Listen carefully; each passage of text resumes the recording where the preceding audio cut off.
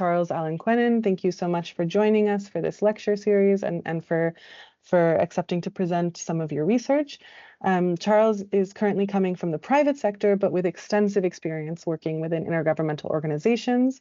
He's currently CEO of the National Migration Policy Recruitment and Advisory Center, a private recruitment agency in Ghana. And previously, though, he also served in various roles at IOM, including Senior Regional Advisor for Africa, Regional Director for Southern Africa, and also IOM Representative in Ethiopia for the African Union Commission, in Kenya, Uganda, and in Brussels. In that sense, also, he had a key role in providing strategic advice to the 15 countries and regional representatives in the Southern African region, as well as the African Union, the United Nations Economic Commission for Africa, and the Intergovernmental Authority on Development, IGAD. Currently, he's also affiliated with the Center for Migration Studies at the University of Ghana, and he's conducting ongoing research that he'll speak to today on the dynamics of African migration to Europe, focusing on the case study of Ghanaian migration pathways to Belgium, looking at historical trends related to labor and irregular migration in that regard. And I just also want to briefly introduce our discussant, although I'm also happy to engage as well and after the lecture. Dr. Justice Richard Kwabena Owusu-Kie is here, and he, I would say, also has a mix of academic and practical experience as well. Background in sociology and also a researcher at the Center for Migration Studies at the University of Ghana. He has extensive experience in international research projects, including as a lead researcher in the Global Index for Responsible AI project. And other research areas that he's engaging in are on migration, but also religion, political economy, and integration, with a regional focus on West Africa and Europe.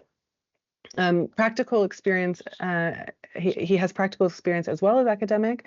So this includes for UNHCR, for the Kofi Annan International Peacekeeping Training Center, and the Social Science Research Council. So I want to welcome you both as speaker and discussant. And without further ado, I'll share then, or I'll allow. How do I stop sharing? Stop sharing, exactly. I'll hand over to Charles and welcome your lecture. Please feel free to share your screen at any time. For those who have joined us online, thank you and welcome to this lecture series. The way it'll proceed is first the lecture by Charles, and then a discussion from Justice, and then we'll open up the floor to questions from you as well. Thank you very much, Meadow. Can you hear me, please? Yes. Yeah, good afternoon all. Welcome to this lecture, and thank you so much for the opportunity to share this research paper, which actually looks at how labor migration and fair recruitment for decent work can help address irregular migration by looking at dynamics of African migration to Europe with a specific case study on the Ghanaian migration pathway to Belgium. And let me also add that this is an ongoing work, our PhD academic work with the Center for Migration Studies. So I'm presenting it, and hoping that it will elicit a lot of comments, critic, suggestions, and inputs to help me, since it's work in progress. And so the title looks long, the slides look long, but I'm not going to go through all that in detail so that it avails us more time for an interactive discussion. So essentially, I thought this thing should be giving me the full screen.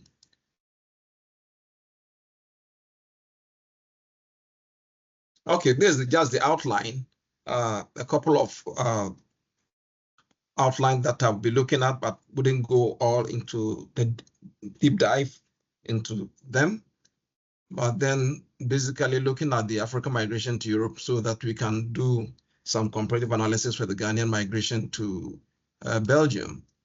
And I actually chose Belgium simply because I lived in Belgium. I did my master's in Belgium, and I started the earlier work with the State University of Antwerp. So the first batch of data sets is work that I did way back in 1994, but due to other reasons, I could not complete good stead in the sense that 20 years on, I've collected new data in 2024, so I can do comparative analysis, which gives us even a better insight as to the migration trends that as we would want to see. And then let me first look at the African migration to Europe, which essentially or initially has been mostly from the Maghreb region, not from sub-Saharan Africa, as a matter of fact. It was basically from Morocco, Algeria, Tunisia, and to some extent Egypt, mostly to Europe, and later on to Spain and Italy, with increased demand for skilled labor. So it was not from sub-Saharan Africa, so to speak. Now, from a historical perspective, the Ghanaian migration to Europe must also started long ago with the introduction of the missionaries with the imposition of colonial rule. We had Christian missionaries who interacted with a lot of Ghanaians, and by so doing, introduced them to their various missions and churches. So Ghanaians became introduced to Europe years back, way back in the 19th century, when we had the Basel mission from Switzerland, the Wesleyan from Britain, from the Bremen from Germany. So a lot of Ghanaians were already going to Europe to study, and to be tutored. So it's nothing new. It was just that it was not mass migration. Now, I try to look at the inter and intra-regional. The inter, there has been a lot of Ghanaian migration to Libya, as a matter of fact, in the early 80s, when our former president, John Rawlings, had a very good relation with Muammar Gaddafi. So they were actually doing fair recruitment from Ghana. A lot of Ghanaian teachers were recruited to Libya to teach English. A lot of them were recruited in the oil industry, in the construction industry. So Libya, as a matter of fact, has been a country of destination for many Africans, and not as we see it today. This migration across the border to Europe is very, very recent. And as I've noted here, it was after the overthrow of President Gaddafi that all this movement started. And that is why, for me, I think the mass migration to Europe is self-inflicted by the overthrow of Gaddafi.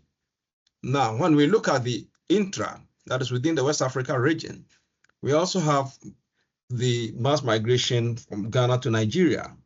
And in 1983, there was a deportation from Nigeria, which actually, for me, and from this research, shows a different migration pathway to Europe and to Belgium in particular.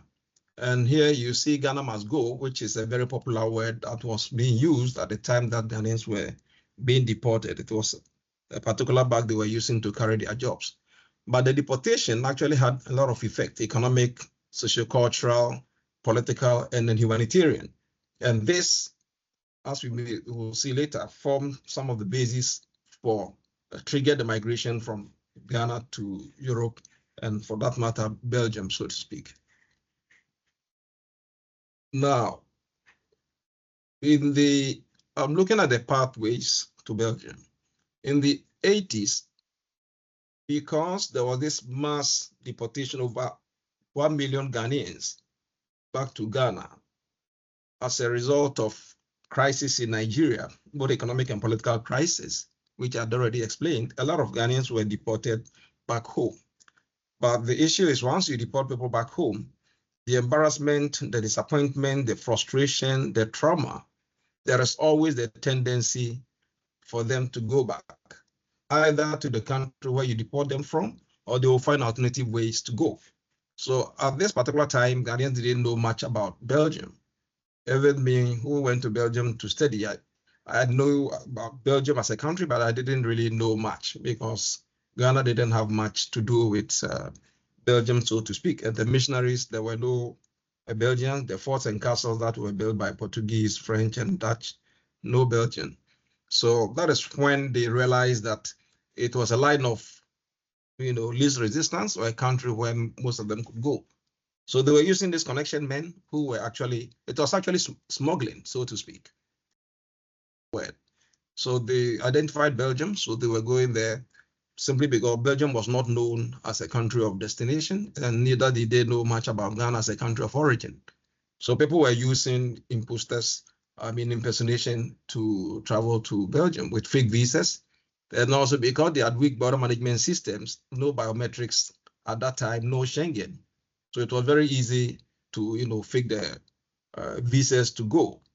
And, for transit countries like Germany, the Netherlands, where there were already many Ghanaians, they just passed through and go. Also, there were a lot of stowaways, where they were going with ships to the port of Antwerp and ports Rotterdam and Hamburg. And later on, some of them crossed over to Belgium because of their liberal immigration policies. Others were also using Liberian crisis as an excuse to also go there. So later on, we had a second generation that also migrated. So in other words, what I'm trying to say here, and as we'll see later on, the pathway was actually created out of frustration and desperation from the deportation from Nigeria. So now what I've tried to do is to see the different kind of theoretical frameworks. Labor migration has always been based on wage differentials, demand for labor, other factors. But this research seems to suggest that it's not always the case. The migration from Ghana to Belgium was not as a result of wage differentials or labor, because they didn't really know much about Belgium. About 85% of those who went there didn't actually, some of them hadn't even heard of the country Belgium. It was just that because they've been deported home, there were economic crises in Ghana, they will go wherever there was an opportunity to go. And that is why they found their way in Belgium, not because of any wage differential or any demand for labor or any economics for that matter. Now, the research objective, therefore, is to examine the underlying factors and the driving forces that shape Ghanaian migration pathway, and also to assess the lived experiences in Belgium over the past 24 years. That is then and now. How was the migration patterns then and now? And also to look at some of the integration policies as a result of the Treaty of Amsterdam. Because in 1994, when I collected the first data, there was no Treaty of Amsterdam, there was no Schengen. It was just Belgium immigration policies. But now when we look at 2024, we have Schengen, we have, immigration, the immigration policies have changed. So it was not like it used to be where you could just cross from Germany to Belgium. Now you will be checked in Amsterdam or in Frankfurt or wherever. So it's not that easy to now get into Belgium as it used to be. So we'll see how it has actually shaped, migration in Europe and Belgium for that matter, and how it has impacted on the integration of the Ghanaians in Belgium, as a matter of fact. Now, I also look at the problem statement for this academic research. As I already said, the existing literature is often based on some of the fundamental or driving causes of migration, and not a deep dive into the lived experiences, so to speak. But what I've done relates more to the CHISIC, what CHISIC highlighted. That is the issue of positive self-selection for labor, and also to examine the extent to which the motives and characteristics of the drivers that the Ghanaian labor migration to Belgium conform or deviate from these migration theories or frameworks that I've outlined. I've put a footnote here that the mass deportation of Ghanaians from Nigeria, that is, the Ghana must go, is basically that triggered the underlying causes to Belgium, because the embarrassment, the disappointment, the trauma, the feeling of failure and a sense of hopelessness, and the economic hardships in Ghana at the time actually emboldened the deportees So they resolve to use any alternative pathway to wherever they will find. And you will always find smugglers, which are popularly known as connection men in West Africa or Ghana, so to speak, Nigeria, so to speak. Smugglers are often referred to as connection men. They will always find, where line of least resistance or where it's easier to have an entry point. And that is where they send them. Because initially they were going to Germany and Netherlands, but later on they found Belgium. And that's why I put a footnote there. Now, the scope of the study, as I've already outlined, is 1994. And then 2024, that is when I collected the data. But I'm looking specifically at Ghanaians living in Belgium, but it excludes Ghanaians who were born in Belgium or who were born in other European countries and migrated to Belgium, because I want to understand how they got to Belgium and also the lived experiences. If you are born there, it doesn't give me that kind of distance that I would want. Now, the methodology I used a mixed method, so I've used questionnaires. The one I collected in 1994, I had about 81 respondents. The one for 2024, I've so far got 45, but it's still work in progress. I'm still expecting more. I've been there to do the focus group discussion, interviewed, key informants. So later on, I hope that when it's all done and dusted, I'll have another opportunity to present the details of then and now, as the case may be. For the hypothesis, what I'm proposing is that the individuals or group with certain unique privileges, which is internal to them, are those who have the capacity to migrate. So it's not just anyone who can migrate simply because there is labor or simply because there is a high wage, so you can migrate. Because if we are all faced with the same cost curves, we are all faced with poverty, it doesn't mean all of us can migrate. No, it's only some of us who can. And why is it that it's only some of us who can? And that is what I call, you should have some unique privileges, which is unique to you, that should enable you to migrate, even if we are all faced with the same cost curves. So what I'm saying is economic motivation serves as a catalyst that propels the engine of migration, but may not be enough to make one move unless you have that unique privilege, which could be anything, either the courage or determination or fear of, you are risk, you are prepared to take risk. You don't have a concern for fear of the unknown. So that is what will to migrate, not because there is labor or there is wage differential. And the other hypothesis what I'm proposing is that there are three conditions that one may want to look at. That is the unique privileges, and also you have to internalize those privileges. That is, we all have courage, but it's not everyone who have the courage or determination or ability to migrate. So you should have that to you, and that one is not transferable, and that should evolve. Once you have that courage, audacity of hope to move, then that should propel you to wherever you want to go, regardless of the destination. So it's not like there is high wage here, or there is job here, or there is a high education, or this, you don't know.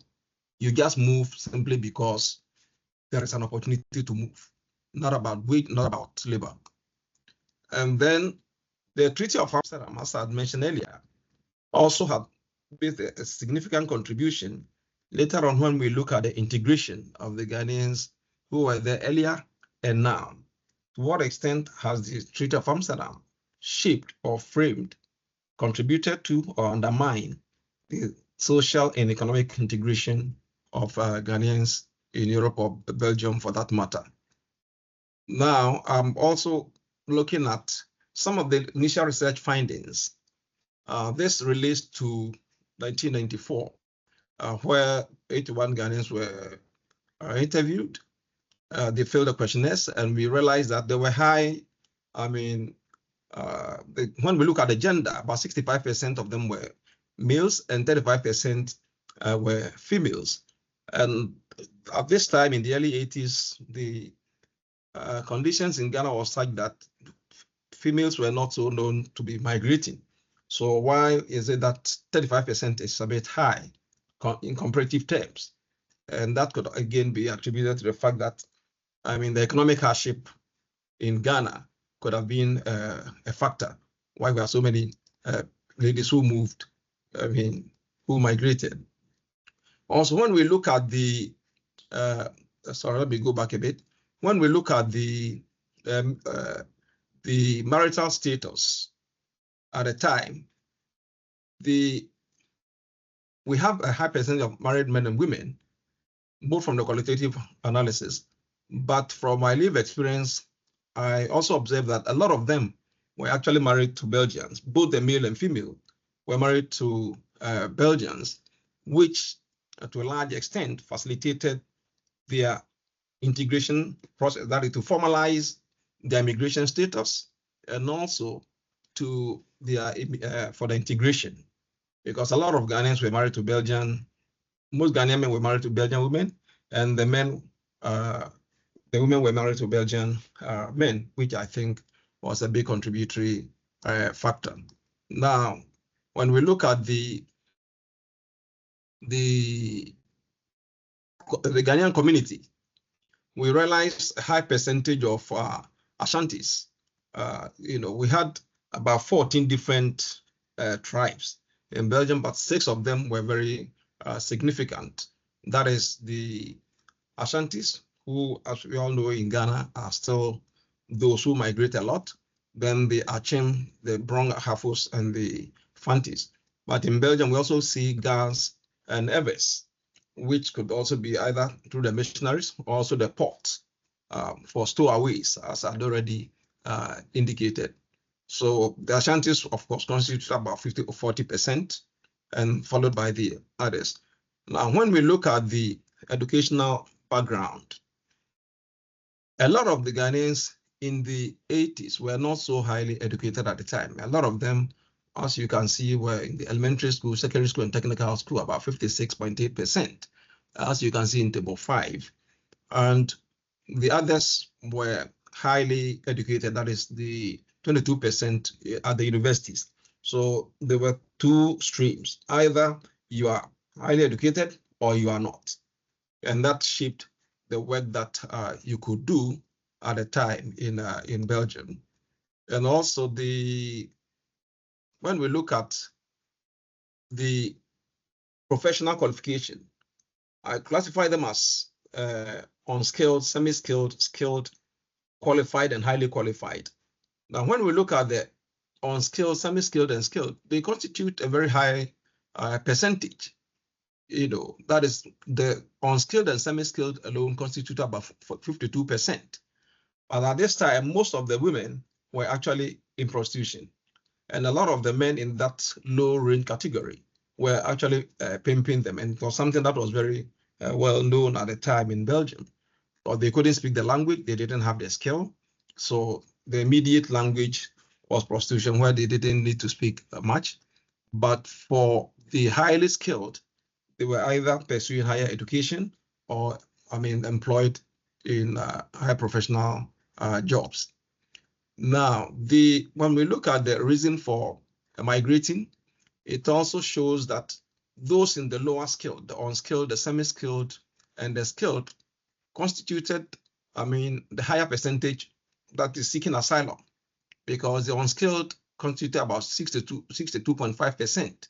The semi-skilled 47%, and the skilled 46%, which was quite high, because all of them went in sought asylum, because Belgium had a very flexible asylum system. So a lot of them, got integrated into it. And the highly qualified, most of them, the qualified were either there for economic or educational purposes, 20%, 40% economic, 40% educational. And for the highly qualified, they were about 90%.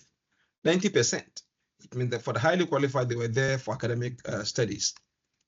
Now, when we look at the 2024 data trends, it's a bit skewed because the female constitutes only about 20%. So I believe that maybe when I get many more questionnaires, it will change, because I don't think that is the true reflection of the gender distribution. And if indeed that is it, then we may have to see why Is it so? Is it because it's only the males that responded? But I'm still collecting the data, so I hope to get to the bottom once I get a lot of the data. Also, the age distribution, we realize that it has shifted. We have many more from those from 41 to 60 years, about 67%, whilst those from 20 to 40 are just 20%. So that means we have a more matured age group in 2024, which I think maybe it has shifted 20 years on from 1994 to 2024. I mean, the tide has changed. They have grown into a different cohort group, so you have higher age group, and also the integration process. I mean, you have many more Ghanaians living in Belgium, and you also have their this thing.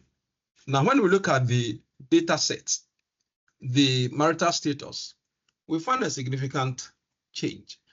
In the 1994 data set, we had a lot of the single immigrants, those who are not married, about 35 or 36%. And then the marriages, there were high marriages, but very low divorce rates. When you look at the 2024, you have high marriage, low single, but also increased divorce rate. Observation from the qualitative is that you have high divorce rate because a lot of the Ghanaians divorced and brought their spouses from Ghana. And also, I observed a lot of, what I'll call a clash of cultures, which also led to a lot of divorce cases. And also the change in policy later on with the Amsterdam Treaty. Initially, it was quite easy for one to easily get married and regularize your immigration status, but now it's no more. Because now to integrate, you have to speak the language. Even to marry, you can't now marry in Belgium, you have to go back to Ghana. I mean, the laws have changed. So it's not as easy as it used to be. Now, when we look at the, also the gender distribution, I've already talked about that. And then the marriages, and then I took 4 variables, that is achievements, comparing those in 1994 and 2024. About 22% said they've achieved their objectives, whilst a greater majority, 44%, they haven't. And the same applies to in the 2024 survey, where about 21.6 said they have achieved, and not yet about 64. But all in all, a greater majority for both data sets said they have not achieved their objectives while they came to Belgium. And that shows that, of course, when you are back home, you think it's easy to achieve your aim in Europe, milk and honey, but once you get there, it's not as easy as that. When we look at well-being, in 1994, about 53% of the data says that they are better off. 37% say no change, about 6.1 said they are worse off, and there were some who were no answer. But when we look at the 2024, about 90% said they are better off, while 37% said there's no change, and 10% said indifferent. None of them said they are worse off. So that means perhaps there is a dramatic increase in the support system or integration process. And a lot of them, gave reasons for the economic improvement. Some of them being that there's no job or no income in Ghana, but work is good and the salary is good in Belgium. Also, they are gainfully employed and earn better income than Ghana. They can support their family. Both security, health, and other services are better in Belgium. So those are some of the reasons they gave as why they think their well-being is better. Now, when it comes to establishment, that is, what are your future plans? Whether you intend to go back to Ghana or whether to live in Belgium, or what is it? About a greater majority indicated that they would prefer to stay in Ghana and travel to Europe as and when they need. For 1994, about 64% said they would prefer to go back to Ghana and travel to Europe as and when. Whilst in 2024, still a greater majority indicated the same, even though to a lesser extent, because I believe that the data shows that for 2024, now they are well integrated. They have legal status. So of course, there is no rush to go back home. Now, but all in all, at least, it still points to the fact that eventually they will go back home, but want to maintain the connection between Ghana and Belgium. Now, some of the research conclusions that I came up with. One, migration to Belgium in the 80s was inspired by the deportation from Nigeria in 83, as I've already indicated. There were a lot of airlines, Aeroflot at the time, Balkan Airlines to Bulgaria, Nigerian Airways, that took them to France, and they just cross over. Because at that time, you didn't need any transit visa. So once you get there, they didn't know much about Belgian visas, so they just cross over. And a lot of them also went through Eastern Germany to cross over. And also the favorable immigration policies. Because Belgium didn't know much about Ghana, a lot of them were seeking asylum, and by the 1951 Convention on Refoulement, they had to be accepted. And again, because of the weak border management systems, I could easily pass for justice, and justice could easily use my passport to enter, and they wouldn't even notice. And they can use one passport to even for 4 or 5 people to enter without knowing. But I think all this I've already outlined are some of the observations and conclusions. And now the other thing is the research conclusion, as I've already noted, you need some unique privileges to be able to migrate, not because of wage differentials or demand for jobs. And some of them that I've highlighted, I believe migration is a flow, like a river. And once you block its normal pathway, it will find alternative pathway, and that will be more dangerous and more disastrous, as we see. So when we closing borders, we have to be mindful its potential effect. And some of these things will shape some of the recommendations that I'll be making after the analysis. And also, when we look at deportation, I think deportation has diversionary or boomerang effect, as migrants invariably will find their way back, either into the country of deportation, because they know the system, they have their networks to go back, or they will divert their course, as we see in the case of Nigeria, where they diverted their course to other countries in Europe. And they will always find the line of least resistance or country of easy entry to enter. Now, for this study, I call this type of migration opportunistic migration, in the sense that they find an opportunity and they just utilize it. So it's basically exploiting the immediate opportunities, regardless of planning or principle or any other factors. They will just go. So I call it opportunistic migration theory. Then finally, most Ghanaians or Africans in Belgium or Europe will eventually return home, as we've seen from the statistics. And you can hardly find any aged person in Europe, because when we look at the earlier statistics where you have the missionaries sending Ghanaians to Europe to go and study clergy, understudy them and stuff, that is way back. And yet, when you go to any country in Europe, you can hardly see old men and women in any of the countries in Europe. And we know that they are not in old people's home, or not that they are dead. So the conclusion is they've gone back. So when we're looking at issues of integration or deportation, we have to take these factors into consideration. So this is essentially what the study has come so far when we look at issues of migration for labor from Africa to Europe, and specifically from Ghana to Belgium. Thank you very much. I think it's a bit long, but I hope you appreciate and enjoy it. Thank you. Thank you so much, Charles. This was a really interesting presentation and a great overview of the historical and current kind of trends in Ghanaian migration to Belgium. I really enjoyed also that how you built on and embedded your work within existing migration theories, and Yeah, I would have some questions of my own, but first I want to pass on to our esteemed colleague to provide his comments as a discussant, and then I'll open the floor to others who are here as well. Thank you very much, Maegan, and thank you very much, Charles, for the wonderful presentation. Very insightful. And also the topic is very interesting, looking at labor migration and fair recruitment for decent work, addressing irregular migration.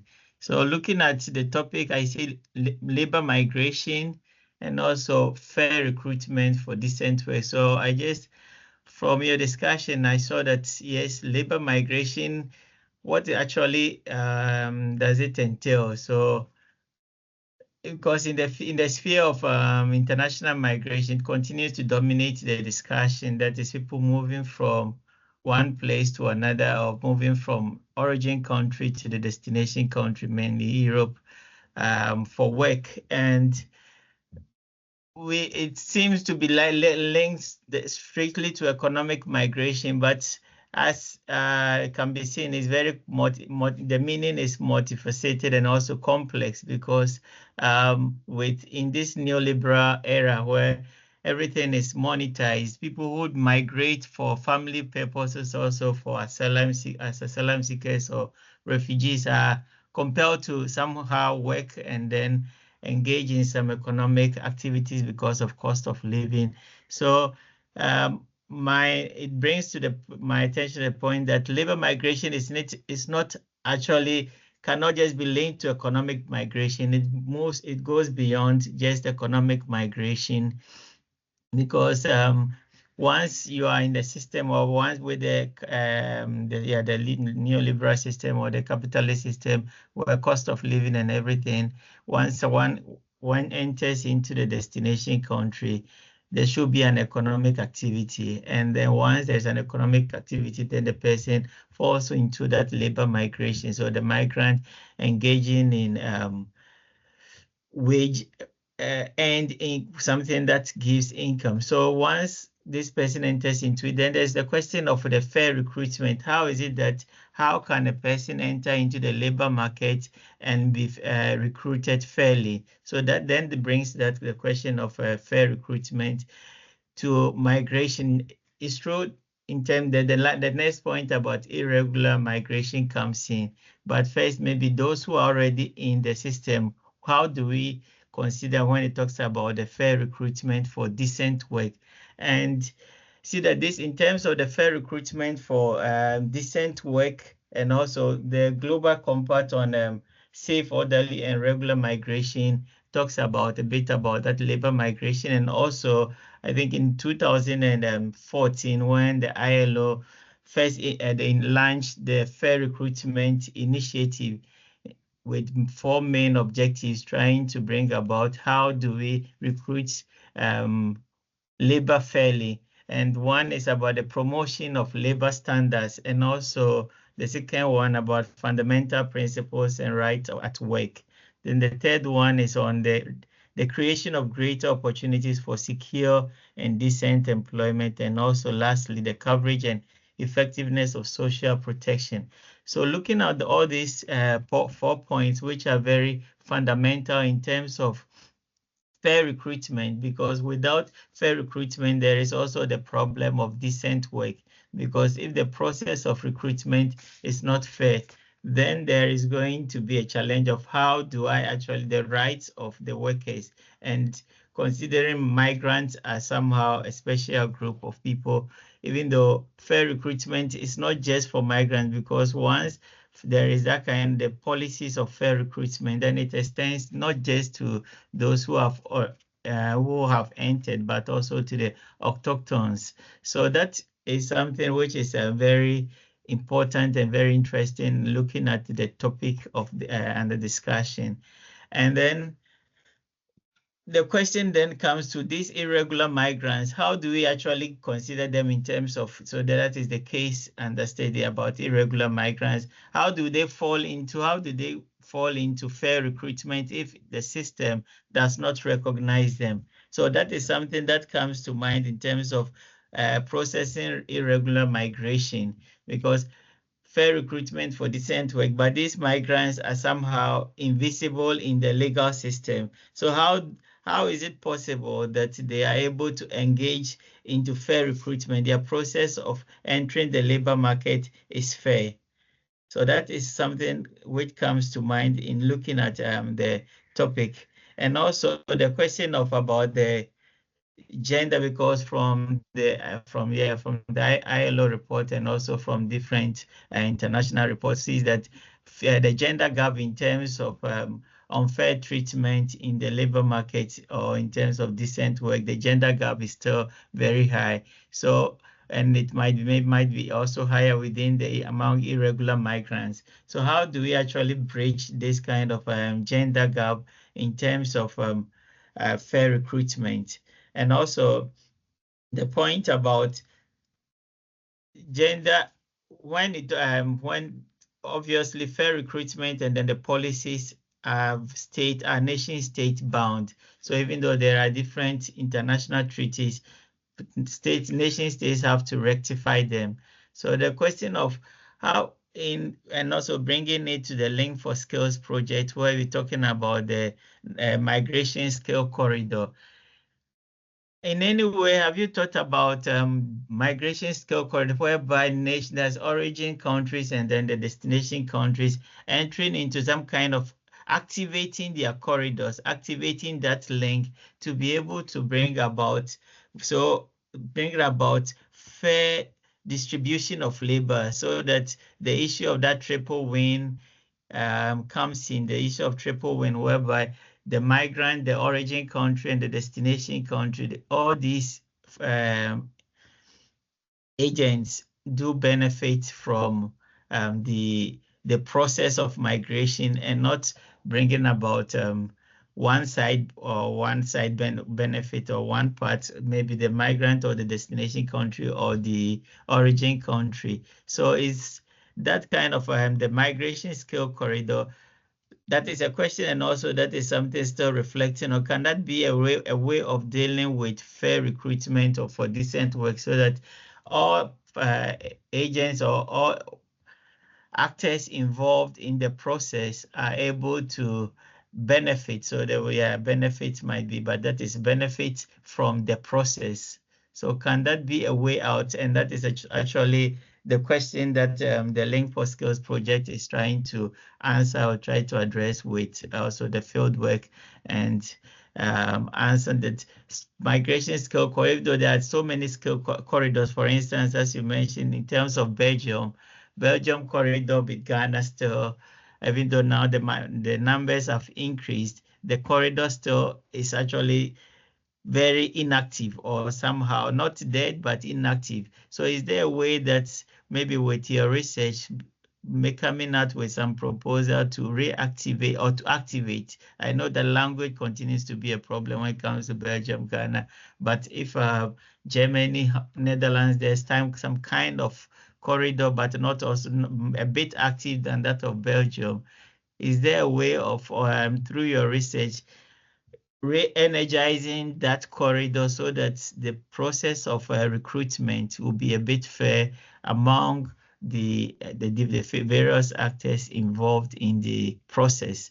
So that is these are some of the things that come to mind, and when dealing with looking at your topic and also listening to you, because there is the point of once the labor, because in recent times, you know that as you said, the EU, the borders are open, so there are still people entering from EU nationals entering. Maybe they have work, they have employment there, but there is much talk of housing, whereby people go to work and after work they have no housing. So housing challenge, and then they maybe in the night find some place in decent places to sleep, and then wake up the following day and get back to work. So that is about thinking about the well-being of also those labor migrants, and then the question is, that fair recruitment process, does it end at the doorstep of the workplace, or it moves beyond that and considering the totality or holistically the migrant? So these are some of the things that come to mind in listening to your paper and also reading it. So thank you very much for the presentation. Thank you very much, Justice. Thank you, Justice. I also then will, we have already a question in the chat from Mary. She asks, are there any legal pathways you will recommend to ensure a triple win and fair recruitment? And I also want to thank you, Justice, for making the really apt connection with the framework of Link4Skills as well, and really connecting Charles' analysis to the broader corridor research that we engage in. If I may, while I ask the others in the meeting to maybe also first, Charles, maybe I don't know if you want to stop sharing. So then if others also want to maybe then we can see each other if others feel like turning on their video, they're most welcome. But I just also wanted it's off, right? Yes. I see you very well now, because before you were very small square, so I wanted to see you better. Yeah, so while I ask the others that are participating to maybe think of any questions that you might have, and please raise hands to share them with Charles. Maybe I also give my questions or comments also as I look through the paper and analysis. It's a little bit of a different question or a different direction, but I find it really interesting the theoretical frameworks that you assess, like the functionalist or the structural, the economic explanations and migration systems and network theories. But I was wondering how you might think about or engage with more recent theorization around structure and agency, for example, like the aspirations capabilities framework or from Hendow, or the aspirations abilities framework from Carling. And in that regard, I also was thinking a little bit about Ghana's own frameworks. And this is an area where I have to defer to you as expert, as I'm less well versed in this area. But I'm wondering, your focus in the presentation and in the paper, where it was very much on the external factors that feed into an immigration process, but also thinking a little bit more in Link4Skills about how the different perspectives from both sides feed in. I'm wondering also from the Ghanaian perspective, what kind of frameworks either facilitated or hindered immigration during these periods that you look at, and whether they also might provide some explanations as well. I also just wanted to highlight, maybe it's useful in the kind of broader background that you provide on intra-regional and intra-regional migration, but under the Migrants and Countries in Crisis project, in which the Center for Migration Studies was involved. Our colleagues at the Center for Migration Studies, they looked at the situation of Ghanaians who were impacted by the Libya crisis in 2011, and also by Cote d'Ivoire in 2002, 2003, and also 2010, 2011, and their returns to Ghana. So I'm just wanted to highlight it because I think that it might allow you to explore some more similarities in experiences with other intra-regional migration destinations. I'm thinking particularly of the social and cultural factors that you highlighted, like xenophobia or language barriers, and political factors as well. So I'm maybe that's a bit outside the scope of your focus, but I just wanted to highlight in case useful or interesting as well. And it might also, I think it would be helpful to look at the diverse destinations, right? Or maybe just to be able to account for them in your analysis, because there were a number of different, let's say, regional crises in the interim of the two periods of study that you look at that might have impacted this as well. But there was also significant return migration. So maybe for Libya, it was because it was already closer to Europe as a second or third destination. versus maybe Cote d'Ivoire is closer, so didn't have a similar impact. I'm not sure. Maybe that too, again, goes too far, but I want to thank you very much. I found it really enlightening, and I'm really looking forward actually to hearing more and following your research in this area. I think it adds a lot to the research and analysis of and the theorization of migration processes. So I want to thank you also for that contribution. So I don't want to take more time. I see there's a question in the chat, but I first give the floor to Mr. Frank Aisi, who has his hand raised as well. Maybe I take two more and then I give you the floor, Charles, and then we can open the floor again in case there are more. Okay, thank you very much. Thank you, my boss, for that insightful presentation. Yes, I just want to ask two questions. The first one is in relation to the data. We realized that we collected the first data in 1994, and then the second one in 2024. So it's about 30 years difference. The challenge is, did you collected the second one from the same people or not the same people? If they are not the same people, what is the basis for the comparisons? And then again, the bottom line is, yes, you sought to trace the historical antecedent up to a point. How do you want to deal with that gap, if you like, between 1994 and then 2024? Or you think that you want to use the 1994 one as a contextual paper, and then maybe you dwell much on the current one? Thank you. Thank you for that. And then I'll just add the question from the chat, and then I'll leave you the floor. So from the chat, it says, thank you for the presentation. Please, in your experience, how do you see fair recruitment? And also from your historical analysis, has the continent ever experienced any fair recruitment? So there's a lot of questions there. And I hand back over to you in case you want to address any directly or provide broader comments. Okay. Thank you very much, Maegan, and to Justice for the very valid remarks and comments that you raised, mostly on fair recruitment and the issue of irregular migration.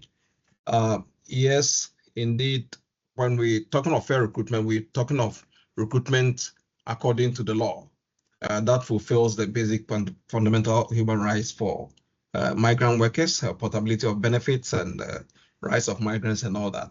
Yes, when we look at the, and I'm glad that Dr. Frank Aisi posed his question, I'm using the 1994 as basis and 2024 as the current trends. And when we analyze that, the few that are analyzed, is very interesting what is coming out.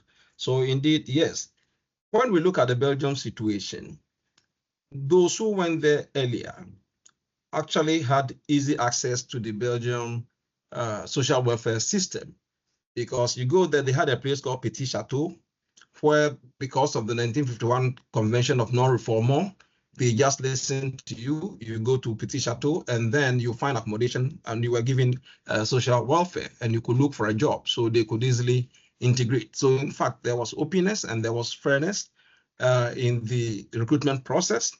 And later on in the analysis, you realize that besides those who left Ghana directly to Belgium, there were a lot of also movement from Germany and Netherlands for those Ghanaians who were already in Germany and Netherlands. When they realized that the social welfare system in Belgium was a lot better, they moved to Belgium. Even some moved from Italy to Belgium. So that addresses it. And also when it comes to the undocumented migrant or irregular migrant. As you may note from the statistics, once you are accepted as asylum seeker and later granted a refugee status, of course, they integrated. And when we look at the statistics, we realize that a lot of them said they were better off even with their well-being, which is a reflection of how they actually feel. And in fact, some of the analysis for the 2024, because I haven't collected the full data, I didn't show it. But what I have for, just by way of example, for employment status, about 79% of the current crop of workers are full-time, and about, 13.2 are part-time, retired at 7.9. And when it comes to job satisfaction, about 47% say they are very satisfied, 39 says they are satisfied, only 13.2 say they are not. So which means at least to a large extent, the integration process, is quite good. And when it comes to, fair recruitment, and indeed the ratification of the conventions, as you may know, some of the countries may not have ratified the ILO conventions, but somehow they have domesticated some of them, which is also extracted from the convention. So even though they may not have ratified the convention itself, they have domesticated some of them, which is applicable in the local context, like in the case of Ghana. And when you talk of the migration corridors, yes, the triple word is there, but I think some of us have been advocating and encouraging government to sign bilateral labor agreements with government, even though it does not protect workers fully. At least it provides a framework of cooperation to ensure or to comply with what you were referring to, the Global Compact on Migration Objective 6. That is promoting fair recruitment and creating conditions for decent work. So yes, I agree that we should look at all that. Then you were talking about the Belgium-Ghana corridor. Yes, it's something that I hope that it will come in the recommendations after all the analysis, because from what the data is coming out, Belgium still, the relation between Ghana and Belgium is not as it could be in the case of Germany, Netherlands, and the rest. And my analysis tend to suggest that it seems to be a bit political. There are political reasons behind it, which later on the research will come up with, which has a lot to do with the killing of President Lumumba in DRC, and the relation, because of Ghana's support to Congo and Lumumba, marred relation with Belgium, and to date, the relation is still not very good. Sabena never came to Ghana. Belgium still doesn't have an embassy in Ghana. A lot. When we look at the statistics, they are all there. And then there are the legal pathways to be recommended. Dr. Setrana, yes, there are a lot of legal pathways that could be recommended, because as the statistics show, there is an aging population in Europe. They need labor. The last Horizon meeting, the advisory board meeting we had in Kosminski University, I think 2 weeks ago, it came out, we discussed it with the issue of AI. So, and as we talk now, Ghana is in discussion with Germany to open up that corridor, and the same with the Netherlands. So a lot more legal pathways are opening up, and we have to encourage more. And then the Maegan, yes, I agree with you to look at other labor migration frameworks that you mentioned, including the structures, the agencies, the NELM, the new economic labor migration theories, and all that. Yes, I think it's important to look at them, and I'll relate to them and see to what extent do they fit into this model. Thank you for that comment. The issue of the Libyan crisis. I brought in the issue of the Libyan crisis in context for two reasons. One, the recruitment from Ghana to Libya happened to have coincided at the same time that Nigerians were deporting Ghanaians. So some of the Ghanaians who actually were deported from Nigeria went to Libya, to work. And at that time, there was hardly any irregular migration from Africa to Libya. Libya was a country of destination in its own right. The mass repatriation from Libya to Ghana, which coincidentally I happened to coordinate for IOM, because at the time I was the Senior Regional Advisor for Africa, where we repatriated 19,000 from Libya. We received requests from 36 African countries. We repatriated about 277,000 Africans to, back home. So this tells us that this whole crossing across the desert to Europe and all that is very recent. And even from the crisis, the statistics that I have from IOM, most of them who went to Lampedusa were actually from the Maghreb. It wasn't from, they are not from sub-Saharan Africa, so to speak. So it's something that we have to look at. For the Côte d'Ivoire, because of the ECOWAS, it's sometimes a bit difficult to categorize it as such, and I think maybe Dr. EC can chip in on that. Because for ECOWAS, we hardly talk of refugees or even IDPs, because we consider it as a community. So if we're in Ghana or Côte d'Ivoire, it's not like you are in two different countries, so to speak, despite the sovereign borders. So we have to look at in that regional context. And also the issue of diverse destination. Yes, there are a lot of diverse destinations, as I mentioned, especially Netherlands, Germany, which are close by, and also Italy was one of the countries, as a matter of fact. Then, Dr. You see your question on the data sets. Yes, 1994, of course, that is when the first data set were collected, which actually formed the basis as like a baseline for the research, because most of the Ghanaians, most of the respondents were those who came to Belgium from the 1980s. And this was more or less the first crop of Ghanaians who actually were there. So I'm using that as basis and then extrapolate to see what has changed so far. Because interestingly, a lot of those who responded to the question in 1994 are also the same, some of those people who are responding to the questions in 2024. Because I still have my friends, my network of friends, I go there quite often. So they help to respond to this, but now we have new crop of migrants. But when we look at the data, what is interesting is that you look at the age distribution, and you see an older, more matured age distribution, which shows that those who were there in 1994, that is after 20 years, have now come up into the 50, 60 bracket. So you see a more matured group now.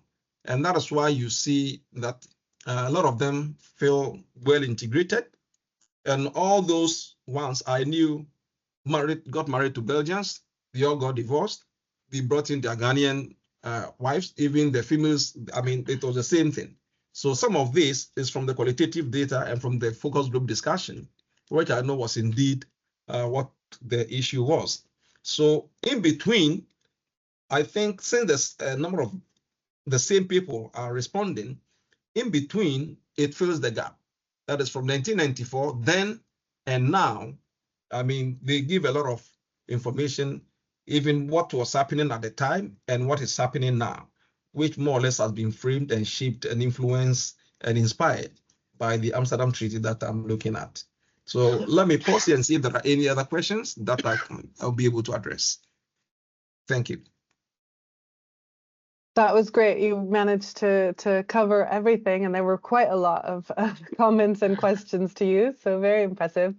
Thank you for that. We have one other question in the chat, and then I also ask any other participants to please raise hands in case you have any final questions for Charles. So from the chat, we have good afternoon, everyone. My question is, how can fair recruitment practices be effectively enforced in industries with a high prevalence of undocumented labor migrants who are seeking jobs to survive, using Belgium as a case. So I think this speaks again to the question of fair labor practices, but rather about the enforcement angle, whether this is something we can look at, also looking at Belgium as the case. Are there other comments or questions from the? Yes, Mary, please. Yeah, thank you very much, Charles, and thanks to colleagues. Charles, you haven't mentioned, or maybe I haven't heard, on issues of skills recognition. I think some of the things that Maegan was raising, you've talked about the external factors, but what frameworks are within that either hinder or promotes fair recruitment? And I'm thinking skills recognition, whether it's being developed as a framework or nothing, it's one thing that we need to pay attention to. I would like to hear your views on skills recognition. I would like to hear your views on issues of the sectors. I mean, when you look at Ghana ourselves, in terms of the sectors, which sectors do you think could fit more when it comes to, I don't want to use the word export, but transferring skills to other countries? Which sectors would you say that is more lucrative and we are doing well, or which sectors would you want us to focus on as a country? So I hope you understand, you get my questions there too, the skills recognition and the sectors of focus going, perhaps if there is anything like that. Okay, thank you very much, Prof. Taking note of the comment of both of you, yourself and Maegan, about the internal structures, which also I have acknowledged to take note of it in the analysis. When it comes to skills recognition,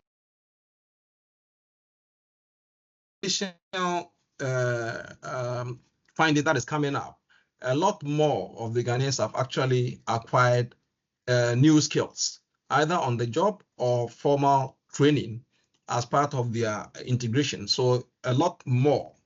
I mean, the skills are really being recognized. In fact, even for those who were not working because of lack of skills or skills that were not matching, the Belgian system is such that they provide you with training which is paid for, so that you undertake those skills, which really made the Ghanaians even more productive. I mean, engage in meaningful and gainful employment. So the issue of skills recognition, and again, you see, the education system is different, and the issue of the language. So what the Belgian government has done is to introduce courses in English and French to address that. And I can use myself as an example. Even though I'm a Ghanaian, I did my master's in English. They have the College for Developing Countries, where they really enroll a lot of Africans from the Francophone and from the Anglophone. And I mean, so those are some of the structure that they put in place for the skills recognition. I don't know if that responds to your question, but some of the areas, the sectors which are interesting for fair recruitment, from my own knowledge as the CEO for IMPRAC. In fact, I just came from Poland after the advisory board meeting. I was there 1 week. I was in Czech for 1 week. And some of the area that came out clearly, the issue of AI, then in the construction industry, procurement and logistics, and also textiles. That came up, I mean, quite clearly in some of these countries. And in the construction industry, for instance, even in Africa, areas of like Mauritius and others, they are looking seriously for, I mean, construction workers. So these are some of the lucrative areas where, if we have to do fair recruitment, we can actually look at. And also the fishing and cannery. In Poland, they were demanding people with skills in meat, in the meat factory. they have a lot of need in the meat factory and canning industry. So, but we can explore more for fair recruitment. I don't know. And then the issue of how can labor migration be effectively be enforced, that is for those irregular migrants. That has always been a challenge. And maybe let me digress a bit here. Once I was retired as the Senior Regional Advisor, Madam Zuma came to see IOM to help register Zimbabweans who were undocumented in South Africa because they were being exploited, so that at least they can gain, they can be meaningfully engaged. Some of the Zimbabweans thought it was a ploy to get them arrested, and that is why they requested IOM to do it. But even then, those who mustered the courage to register are now gainfully employed in South Africa, meaningfully, in fair recruitment. And they even have this a special dispensation where Zimbabweans and Basotho, that is people from Lesotho, can work as locals. Those who did not register fell out of it and are still being exploited. So that is a very difficult, it's a gray area that is very difficult, because even in Europe, if you are still undocumented migrant, more often than not, it's not the government that even treats you unfairly. It's the fact that they are unable to own up because of fear of being arrested. During COVID, we experienced the same thing when we were providing support to the irregular migrants in the informal sector, even to be vaccinated, even to be assisted to return.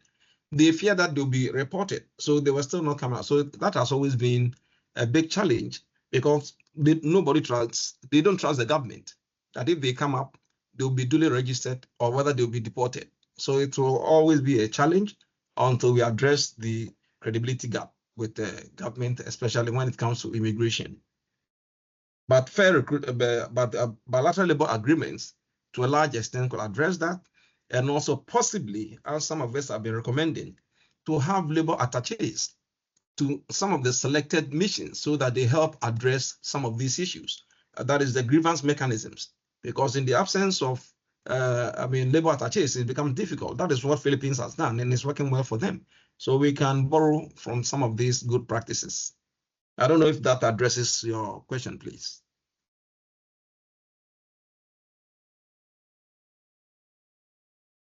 Okay, I have a quick one, if I can. Yeah, so in terms of the skills recognition, I'm looking at it from, and also from your experience recruiting from Ghana.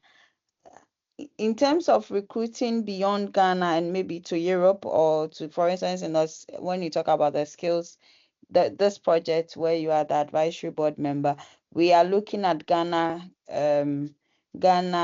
Canada. We are looking at sectors like the health sector, the IT sector.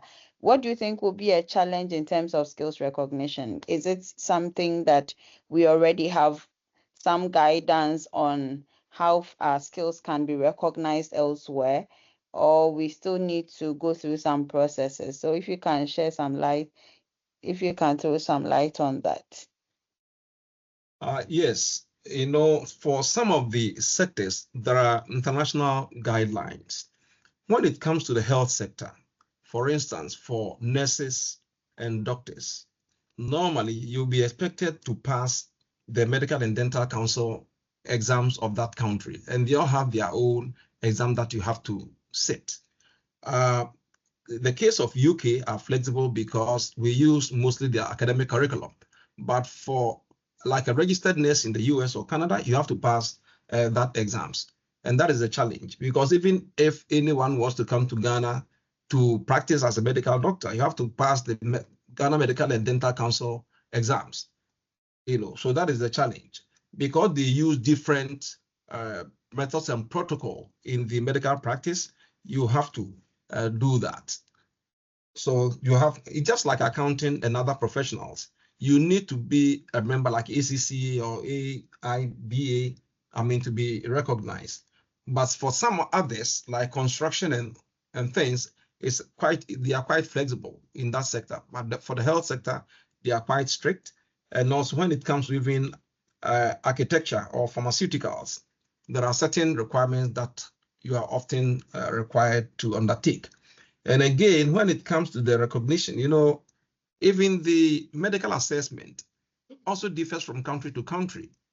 And you have to be able to comply with that. So there are a lot of compliance in the labor migration and the labor market that we need to comply depending on what skills. For instance, we are recruiting for Mauritius. You have to do filariasis test, which is more or less like worms or against leprosy because you are going to use your hands.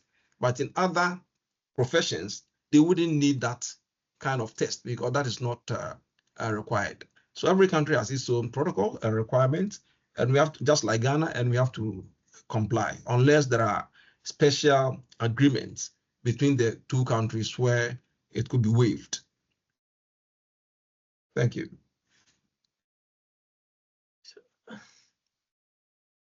Thank you. Justice, do you have a comment? Yeah, so the comment I have is about this still following up on the skill recognition.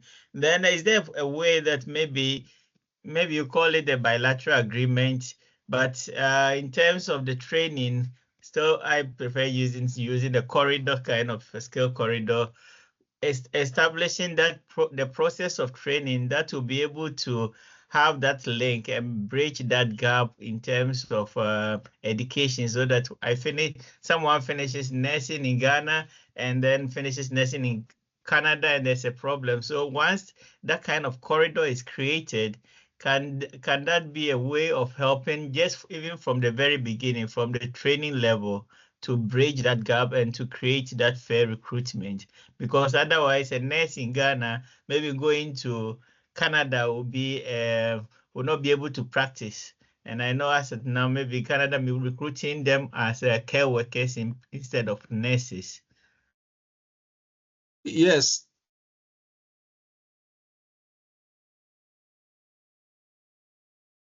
But you don't necessarily have to. It's a kind of a test that if you pass, like the US, to become a state registered nurse, there is a test that you just have to pass. It's just like when we used to do TOEFL, test of English as a foreign language. But for the recognition, you can also do retraining or maybe short courses, even for language. Like for the Germans, we have the Goethe Institute that teaches German. You have French, the Alliance Française. So all these, there are institutions or there are kind of structures or framework that we can readily apply. So you don't necessarily have to go through the full rigors of having to learn everything. By just retraining, on-the-job training, some skills refresher training, and we have the Vocational Training Institute, we have, the ATTC, and that is why now the government of Ghana has we have the TVET, the Technical Vocational Training, they've commissioned it to look at all these things. So I think we're getting there for the skill recognition. Otherwise, we will be talking about it, and yet we won't get there, because I don't think an average Ghanaian will be able to learn the full course of German or Dutch to be able to work there. But if you go through a short kind of language course, depending on where you want to work, the technical listing, then at least, I think I went off briefly.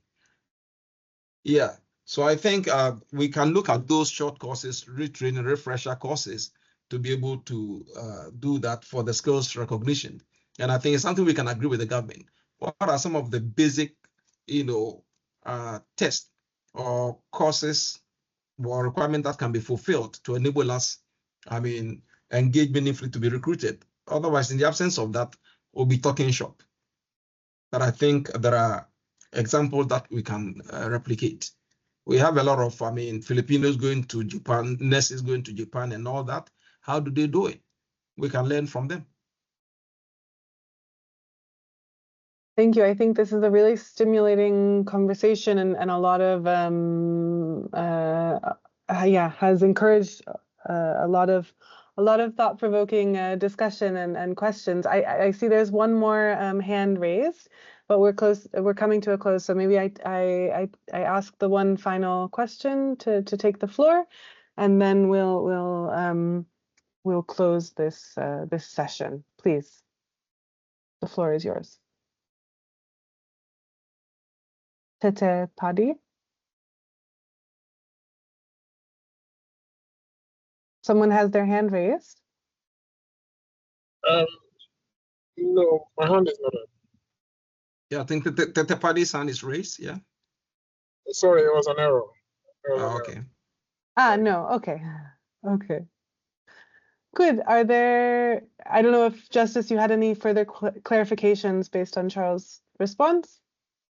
I think they are very clear. So thank you very much, Charles, for the point of so you move. I see that you move for more bilateral agreement as the way out of addressing in terms of fair recruitment. That's it's a way out for you, and also when it comes to the irregular migrants in terms of Belgium. Once they get into the system and then the system recognizes them, the challenge is those who do not maybe go through the asylum process and then enter into that kind of the space where the unknown space, but is still visible. Those are the ones maybe going through the challenges of unfair recruitment. So and I think that these are things that still have to be looked at when it's still on irregular migrants, because those are the section, that is those who do not go through the process of asylum. Those are the people maybe much attention needs to be is needed, especially in these times where people enter maybe with visa, that is tourist visa or so will not go through the asylum process and will still be there in the country for so long and will be working under precarious situations. Yeah, so I think also trade unions are unions that are very important in terms of also promoting the fair recruitment, which is very important. So thank you very much once again, and hope to engage you once next time when we meet.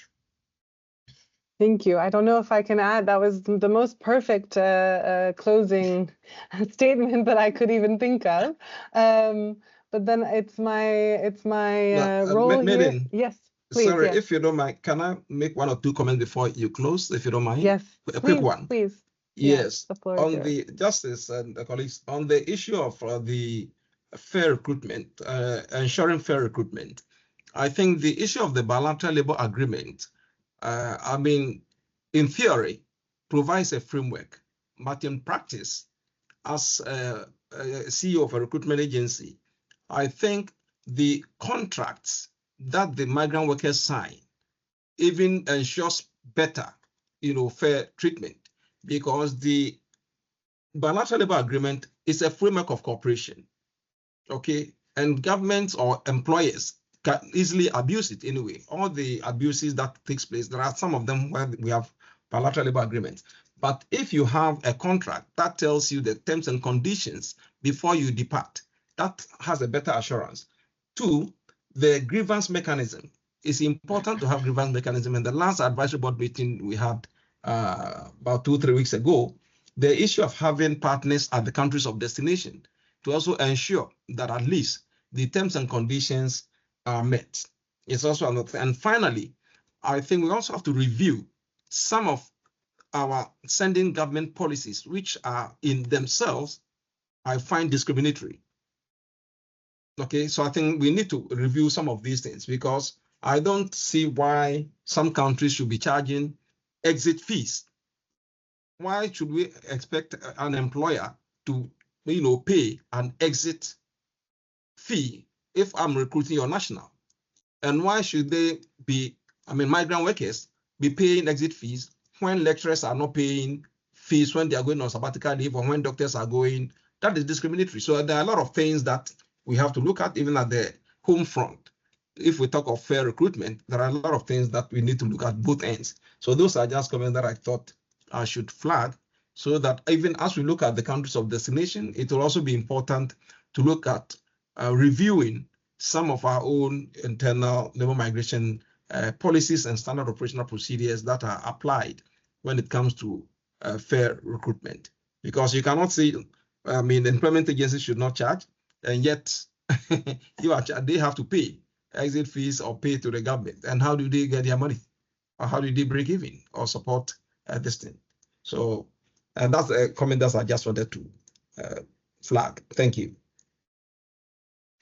Thank you so much. I think we could go on until past dinner time. So, but I know you're here even I think an hour or so ahead of me, or no, behind. Sorry, no. Anyways, I think in any case, this discussion has been really really rich, and a lot of interest in also examining the intersection between irregular migration trends, how they feed into regular migration processes, and then referring to what we look at in the Link4Skills project, how we can use this information to feed into improving and speaking to more fair labor migration practices and policies.